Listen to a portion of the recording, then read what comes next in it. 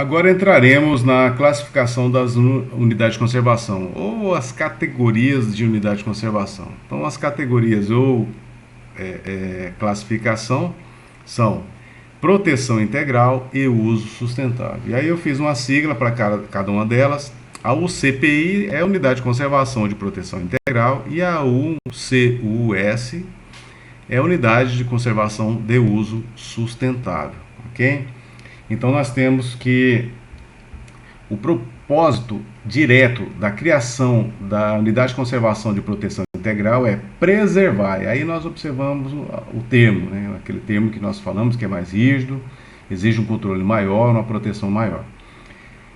Então nós observamos que o objetivo principal da instituição dessas categorias de unidade de conservação é preservar a natureza, sendo admitido apenas, aqui, aí a restrição que nós mencionamos, o uso indireto dos recursos naturais, com as exceções legais. A gente vai estar observando algumas formas de exceção, dentre as quais tem a pesquisa científica.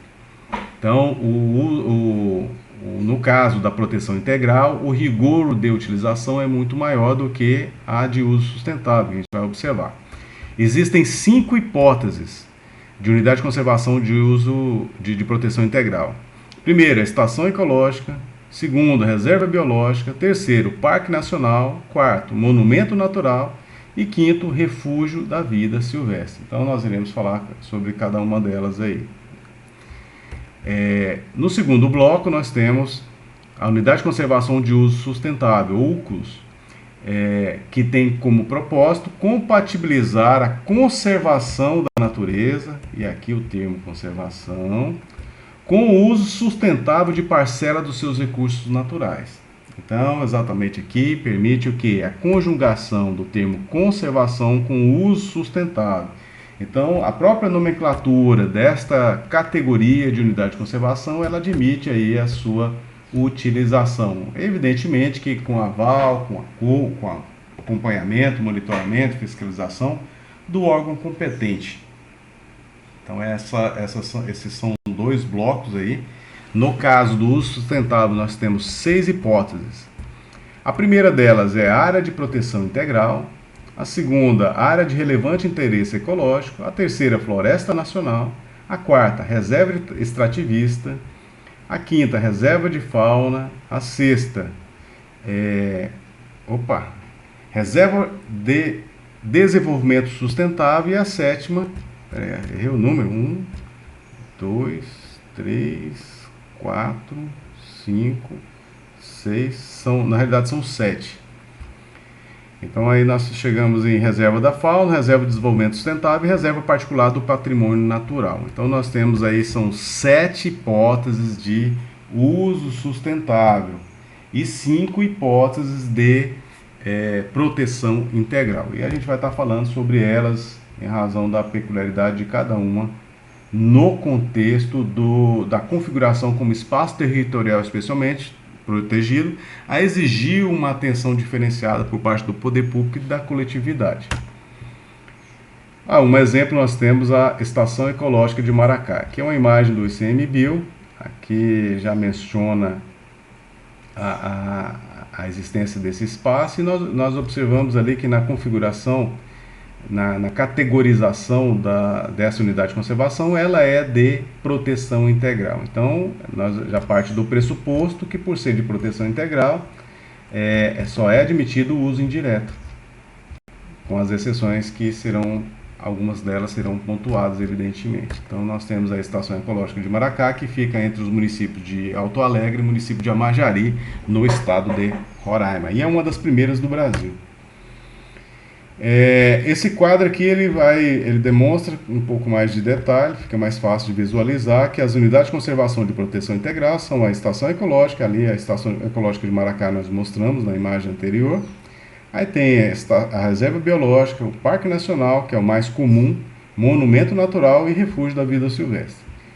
São 5 hipóteses que nós observamos. E na unidade de conservação de uso sustentável, nós temos a área de proteção ambiental, ou APA, como é mais conhecido, a área de relevante interesse ecológico, floresta nacional, reserva extrativista, reserva de fauna, reserva de desenvolvimento sustentável e reserva particular do patrimônio natural. Então são essas situações que são as delimitações, vamos assim dizer, do alcance das unidades de conservação em nível federal, reforçando aqui que não impede que outros entes federados, na medida da sua responsabilidade, na medida do que entender que seja adequado, criar outras espécies, né, outras formas aí de unidade de conservação que sejam adequadas. Mas no geral são essas aqui. Então nós temos aí, são 5 de proteção integral e 7 de uso sustentável, o que totaliza aí 12 unidades de conservação por meio da Lei 9.985 de 2000. Iniciando com as unidades de conservação de proteção integral, exatamente porque o grau de proteção é muito maior, nós observamos aí a estação ecológica, né, como é aquela da estação ecológica de Maracá. Qual o objetivo dela? Preservação da natureza, realização de pesquisas científicas. Aqui já está dando um indicativo do que pode ser feito. Então, para pesquisas científicas, e pode ser visitada apenas com objetivo educacional. Então, nós observamos exatamente esse indicativo. Então, controle de acesso, controle de visita dessa modalidade de unidade de conservação é muito mais rigoroso. Tanto é que não é muito fácil você entrar numa estação ecológica. Tem que ter uma justificativa técnica, científica, que habilite o órgão competente a balizar a entrada e a análise, o estudo dentro daquela unidade de conservação. Em havendo intenção de criação da unidade de estação ecológica que envolva a área privada, necessário se faz a ocorrência de desapropriação, e a natureza jurídica dela é pública. Então, nós observamos que aqueles que sejam posseiros ou proprietários de imóveis que estejam contemplados numa proposta de unidade de conservação do tipo estação ecológica, eles terão que ser necessariamente desapropriados. Então, essa é uma modalidade de unidade de conservação que não admite a convivência humana, e mesmo humana como um todo, mesmo indígena, né? Então, existe... Eu não sei se a realidade da estação ecológica de Maracá envolvia aí unidades indígenas, terras indígenas, mas a configuração dessa modalidade de unidade de conservação, ela impede a convivência humana ali, exceto a visitação com objetivo educacional e pesquisa científica, mas com controle rígido aí do órgão competente. Ok? No caso da unidade de conservação de proteção integral denominada reserva biológica, nós temos a preservação da diversidade biológica como objetivo principal. Somente pode realizar medidas de recuperação de ecossistemas alterados e ações de manejo para recuperar o equilíbrio natural e preservar a diversidade biológica. A situação excepcional aqui exatamente pode ser visitada apenas com objetivo educacional. Então é interessante nós observarmos que a reserva biológica, o propósito direto dela é exatamente a preservação da diversidade biológica. O que se admite é tão somente situações envolvendo a recuperação, restauração do ambiente degradado, para propiciar o que justifica a criação dessa unidade de conservação, que é exatamente o que? A qualidade da diversidade biológica. Então, nesse contexto, ela é semelhante à estação ecológica, em havendo propriedade privada ou posse na área que será objeto aí de proposta de criação desta unidade de conservação, deve ser necessariamente desapropriada. E aí é uma unidade de conservação que tem como natureza jurídica ser pública, do interesse de todos efetivamente. Nós temos como terceira modalidade de unidade de conservação de proteção integral o Parque Nacional, que é o mais comum que nós observamos. O objetivo principal é a preservação dos ecossistemas naturais e sítios de beleza cênica. Pode receber visita, atividades recreativas, educativas, interpretação ambiental e pesquisas científicas. Aqui, nesse caso, aí nós já falamos que é possível visitação. Eu citei o exemplo aí do Parque Nacional de Foz do Iguaçu, Parque Nacional do Monte Roraima, Parque Nacional do Fernando Noronha, Parque Nacional do Itaimbezinho, e aí vai, são N parques nacionais.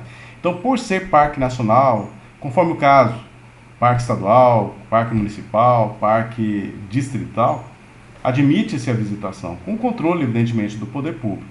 Então, é uma situação aí que permite, inclusive, cobrança do poder público para ajudar na manutenção dessa unidade de conservação. E é interessante também reafirmar aquilo que eu já disse, que no caso do Parque Nacional, não admite aí a interação humana.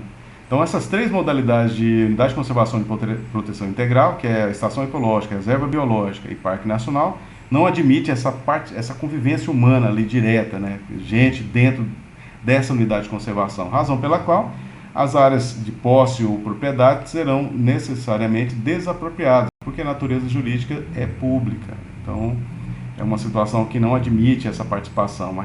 Então, é possível, exatamente nesse contexto, ocorrer a desapropriação para justificar a criação desse parque nacional. Aí nós temos uma imagem de um parque nacional, não me recordo, sim, a imagem está mostrando aí que é aparentemente na Serra da Mocidade. Então, é um parque nacional também dentro do estado de Roraima, que é objeto de proteção, poderia ser objeto de visitação, mas tem que ter uma estrutura, tem que ter todo um know-how pessoal e meios para propiciar, mas até hoje ainda não tem, nesse não. Como quarta modalidade de unidade de conservação de proteção integral, nós temos o monumento natural, que visa a preservação de lugares singulares, raros e de grande beleza cênica, permitida a visitação. Pode ser particular, desde que compatível com com seus objetivos. Então, nós observamos que, diferente dos anteriores, o monumento natural ele pode ser privado, então não haveria que se falar em desapropriação. Quando fala pode, é exatamente uma faculdade. Então, pode manter o particular, o posseiro, o proprietário de imóvel, que tem ali um monumento natural configurado como unidade de conservação. Agora, tem que ser compatível com os objetivos da criação da própria unidade de conservação, sob pena de não ser possível essa exceção. E aí é permitida a visitação, com cobrança, evidentemente, para ajudar aí a visualização dessa unidade de conservação. Ok? Então, diferente das anteriores, nós observamos que nesse caso admite a convivência humana, admite, ao ponto de permitir a permanência daquele posseiro ou proprietário naquele imóvel. E aí, o último nós temos aí, a Unidade de Conservação de Proteção Integral, que é o Refúgio da Vida Silvestre, que visa a proteção de ambientes naturais, no qual se objetiva assegurar condições para a existência e ou reprodução de espécies, e ou comunidades da flora e da fauna. E aqui, nesse caso, também pode ser particular, desde que compatível com os objetivos aí da própria unidade de conservação. Então, nós observamos que monumento natural e refúgio da vida silvestre, eles poderão ser particulares. Poderão, não quer dizer que deverão ser particulares. Vai depender aí do interesse, da forma e dos objetivos da própria criação dessa unidade de conservação. Então, é possível a interação humana nesse contexto, exatamente com a perspectiva de proteção desses espaços, que são espaços considerados como protegidos. Ok. Já as unidades de conservação de uso sustentável, nós temos 7 modalidades, e aí a gente vai estar falando sobre cada uma delas. A primeira é Área de Proteção Ambiental, ou APA, dotada de atributos naturais, estéticos e culturais importantes para a qualidade de vida e ou bem-estar humano. Então, nós observamos que, diferente das unidades de conservação de proteção integral, essa aqui tem como foco exatamente propiciar a melhor condição de bem-estar, qualidade de vida para o ser humano. E aí, por quê? Porque visa proteger a diversidade biológica, ordenar a ocupação humana e assegurar a sustentabilidade do uso dos recursos naturais. Então, aqui nós observamos exatamente o que? A compatibilização da interação humana dentro desses espaços, dentro dessas unidades de conservação, com devido controle, acompanhamento e monitoramento e fiscalização.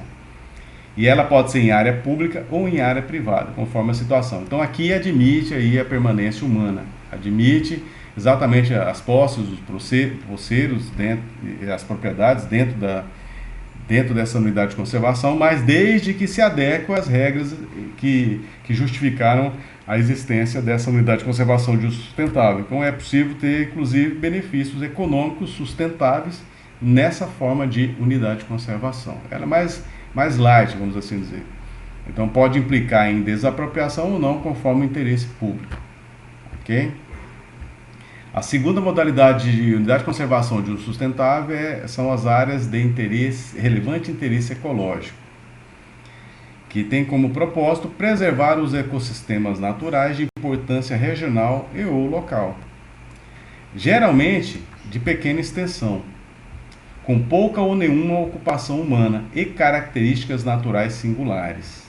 Então nós observamos que, diferente das anteriores, em termos de tamanho, não tem um parâmetro objetivo, a lei não estabelece um parâmetro objetivo para o tamanho. Então, comparado com os anteriores, a proporção da área de relevante interesse ecológico seria menor, a dimensão seria menor, dimensão territorial. Pode ser em área pública ou privada. Então, nesse caso também admite a participação do poceiro, do proprietário, conforme o caso. E dependendo do interesse público, pode ser objeto aí de desapropriação. Como terceira modalidade de uso de unidade de conservação de uso sustentável, nós temos a floresta nacional, que é a cobertura florestal predominante, que tem que ter cobertura florestal predominantemente nativa, visando o uso sustentável e diversificado dos recursos florestais e pesquisa científica. Então nós observamos aqui, já estava dando um indicativo, que mesmo sendo parte do patrimônio público, que nesse caso o patrimônio é necessariamente público, pertence ao poder público, né? União, os estados, Distrito Federal e município, é possível exatamente o que? Ocorrer lá dentro o uso sustentável. É uma das situações que nós observamos que permite a gestão das florestas, que permite exatamente a leilão, por exemplo, para alienar, por meio do manejo florestal sustentável, espécies que tenham rentabilidade econômica. Então, os interessados aí cadastram e participam do processo, do certame, para fins de promover aí a supressão da vegetação que tem rentabilidade econômica, evidentemente que com aval do órgão ambiental e do órgão técnico que acompanha a unidade de conservação, exatamente na perspectiva de possibilitar sustentavelmente o uso dos seus recursos naturais. Mas também admite não só sobre essa linha econômica, mas também a pesquisa científica. É admitida, no caso, populações tradicionais que a habitam desde a sua criação. Então nós observamos a possibilidade de ter lá ribeirinhos, populações quilombolas, conforme o caso. Então, dentre outras populações poderão ser consideradas como tradicionais. Tem que ser aferida, avaliada, acompanhada aí no processo de criação, e aí é possível a sua permanência. Então é interessante nós observarmos que essas populações que são admitidas à permanência dentro desses espaços, dessa forma de unidade de conservação, elas terão que se adequar aos objetivos da própria unidade de conservação. É possível promover o uso sustentável dos recursos ali existentes por elas mesmas? Com certeza que sim, mas com o devido controle, aval e acompanhamento do órgão competente. E aqui nós temos uma imagem aérea da Reserva Particular de Proteção Natural, que a gente vai falar mais à frente, da Serra do Tepequém, no município de Amajari. E é uma das que tem aí no estado de Roraima. Então é uma área bem interessante, bem relevante do ponto de vista da proteção da biodiversidade, mas é privada. Ok? Então nós temos aí como quarta modalidade de unidade de conservação de uso sustentável a reserva extrativista, que é utilizada por populações extrativistas tradicionais para extrativismo, agricultura de subsistência e criação de animais de pequeno porte, assegurado o uso sustentável dos recursos existentes e proteção dos meios de vida e cultura. Aqui nós já observamos a possibilidade da interação de pessoas com essa modalidade de unidade de conservação, exatamente para proporcionar o extrativo, extrair da natureza os benefícios que ela pode conceder para a manutenção da pessoa, da família, ou mesmo ter uma rentabilidade econômica. Permite a visitação e pesquisa. Uso e posse regulados, devendo participar da preservação, recuperação, defesa e manutenção da unidade de conservação, sendo proibidas de usarem espécies localmente ameaçadas de extinção ou danificar seus habitats e impedir a regeneração natural dos ecossistemas. Então, nessa forma de unidade de conservação, que é de uso sustentável, nós observamos a possibilidade de extração aí nós já fizemos menção a respeito da temática, que é dos serviços ambientais que a natureza proporciona, ou, conforme o caso, os serviços ecossistêmicos. A partir do momento que atenda uma dessas duas peculiaridades, é possível aí ter um retorno econômico que é legislado hoje, é positivado, é recomendado até, exatamente com o propósito de atender a premissa maior, que é promover aí o uso sustentável dos recursos existentes naquela unidade de conservação. Nós temos como quinta modalidade reserva de fauna, que é área natural com populações animais nativas e ou terrestres e ou aquáticas para estudos técnicos científicos de manejo econômico sustentável de recursos faunísticos. Então, nesse caso, a reserva de fauna, o foco principal é exatamente a fauna silvestre. Essa que é objeto de atenção, e aí, nesse caso, nós observamos essas restrições que nós apontamos. Aí nós temos na sexta modalidade a reserva de desenvolvimento sustentável, que é a área natural onde vivem populações tradicionais que se baseiam em sistemas sustentáveis de exploração de recursos naturais, desenvolvidos ao longo de gerações e adaptados às condições ecológicas locais. Permite visitação pública e pesquisa científica. Diferente da fauna, que nós observamos anteriormente, lá não fala ser área pública, mas parte do pressuposto de ser área pública e, ao mesmo tempo, de não permitir a visitação, até porque está lidando com fauna silvestre, ou terrestre ou aquática, né?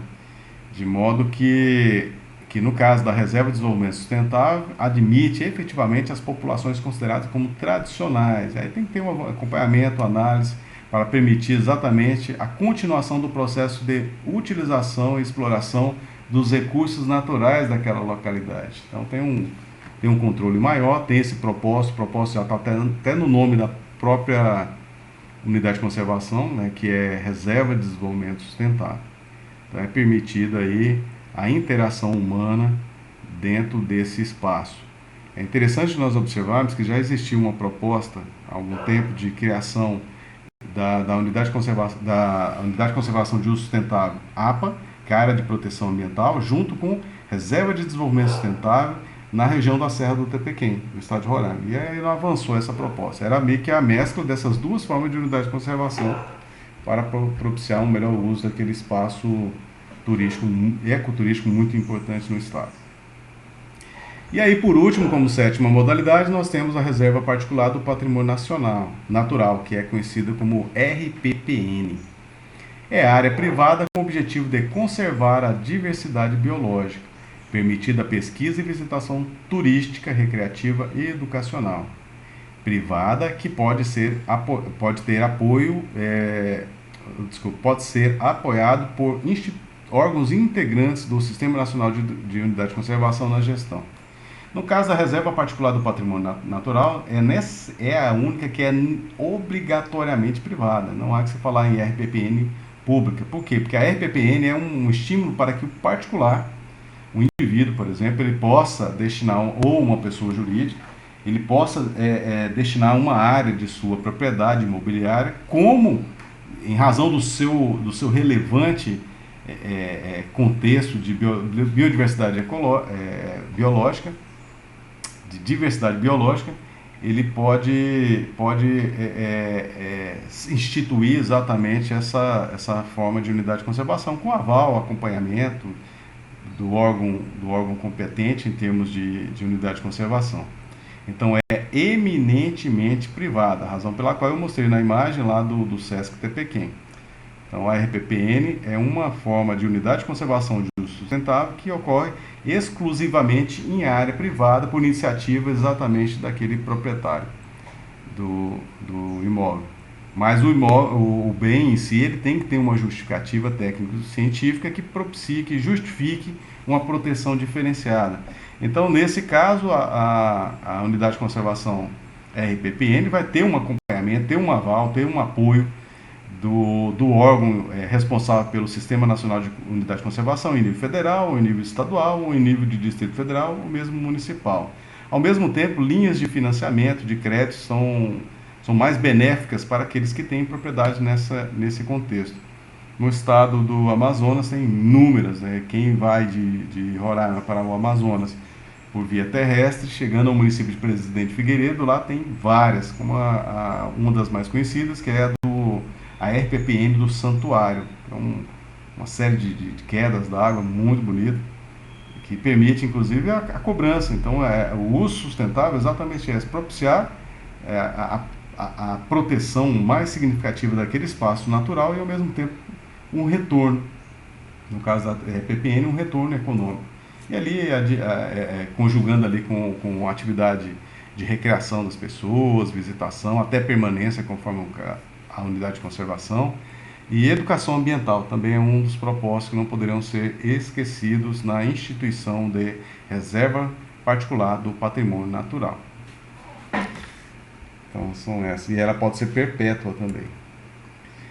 Ok, e aí nós iremos fechar com reservas da biosfera. E aí tem alguns indicativos em vários biomas, como Mata Atlântica, São Paulo, Cerrado, Pantanal, Caatinga, Amazônia Central, alguns indicativos de áreas consideradas como reservas da biosfera, que não necessariamente são unidades de conservação. Por quê? Porque nós observamos que as categorias de unidade de conservação são divididas em duas, que é a categoria ou classificação de unidade de conservação de proteção integral e unidade de conservação de uso sustentável. Nós já falamos de todas elas, alguns detalhes de cada uma, do que é, qual é o objetivo, se é público, se não é, se admite ou não permanência humana dentro, como é que é a situação da sua institucionalização e os seus objetivos. Mas no caso das reservas da biosfera, é diferente. A lei do SNUC, a lei 9.985 de 2000, ela estabeleceu um ponto próprio da própria lei para tratar sobre ela,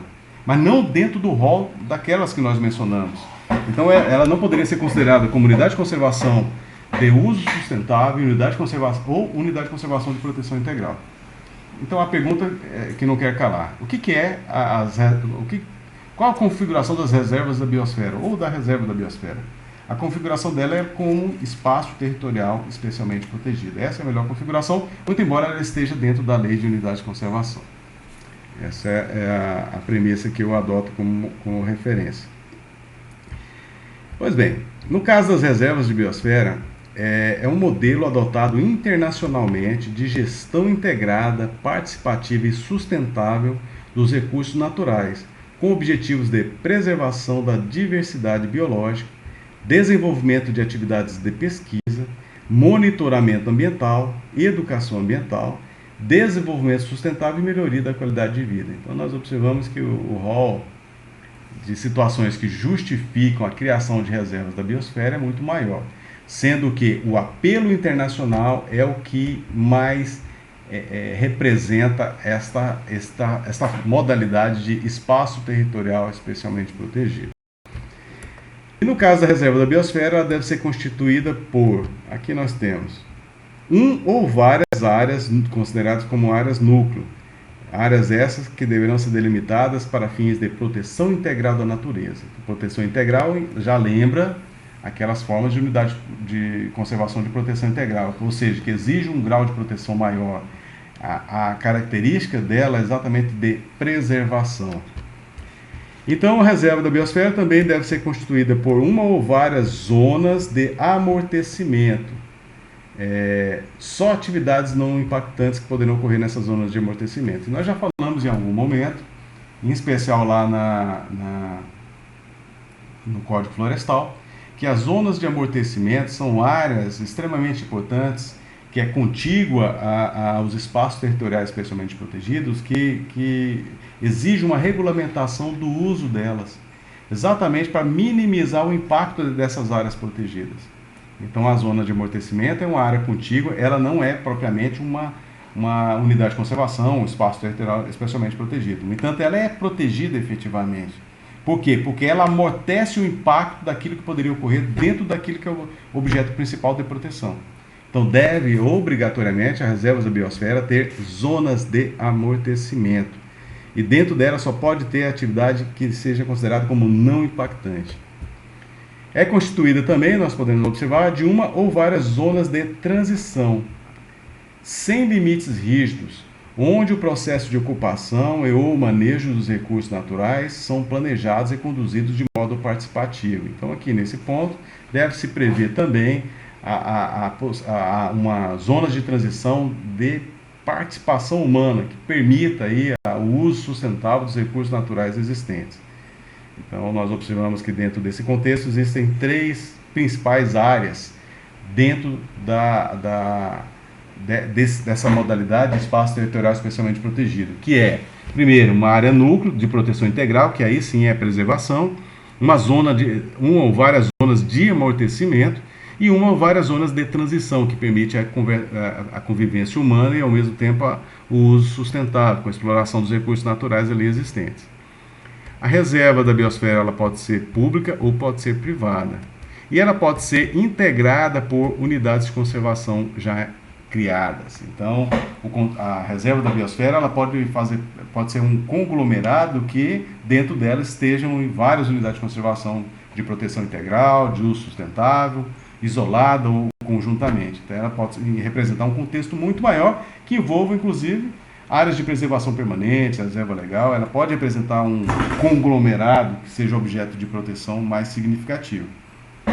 Então, é considerado aí essa modalidade como espaço territorial especialmente protegido, com repercussão internacional, diga-se de passagem. Ok, aí nós entraremos em outro bloco, no outro vídeo, que fica mais fácil aí para discussão.